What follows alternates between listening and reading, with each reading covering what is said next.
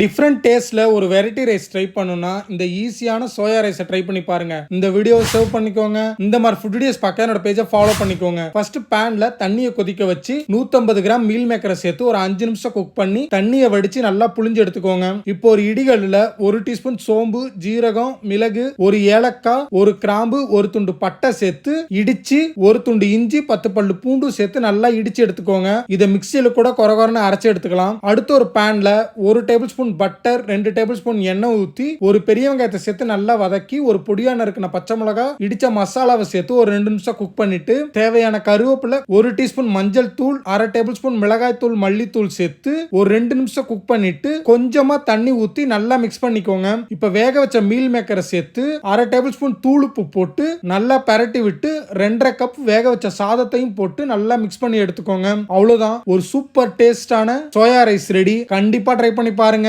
இந்த டிஷ் உங்களுக்கு பிடிக்கும் நான் நம்புறேன்.